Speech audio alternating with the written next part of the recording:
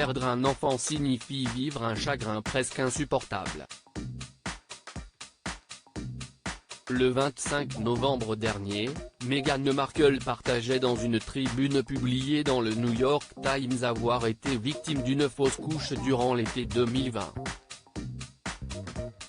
Une tragédie pour la duchesse de Sussex qui a tenu à faire part de son expérience pour lever ce tabou qui touche de nombreux couples, et aussi, expliquer la nécessité d'en parler.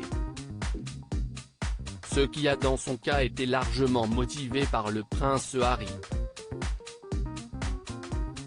En effet, selon l'experte Katie Nicholl, le duc de Sussex y serait pour beaucoup dans le témoignage de son épouse comme elle l'a rapporté à The Royal Beat sur True Royalty Television. Harry lui a dit « Je pense que tu devrais écrire à ce sujet, car si nous pouvons aider une autre famille à traverser la même situation, alors si est une bonne raison de le faire », a ainsi expliqué l'experte royale, qui souligne que le prince Harry a été très impliqué dans l'écriture de cette lettre signée de Meghan Markle. Assise sur un lit d'hôpital, regardant le cœur de mon mari se briser alors qu'il essayait de tenir les morceaux brisés du mien, j'ai réalisé que la seule façon de commencer à guérir est de demander d'abord « ça va ?», écrivait notamment la duchesse dans sa lettre, précisant que dans la douleur de leur perte, son mari et elle ont découvert que dans une pièce de 100 femmes, 10 à 20 d'entre elles auraient souffert d'une fausse couche.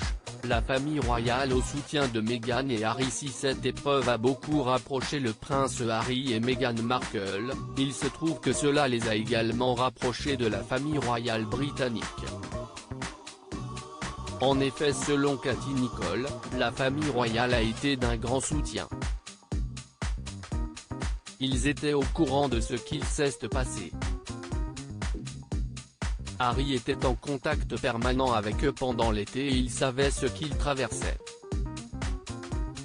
Selon ce que je comprends, ils ont été soutenus par la famille royale pendant cette période, expliquait la spécialiste, tandis que Charles Spencer, le frère de Lady Diana, a lui aussi apporté son soutien au couple.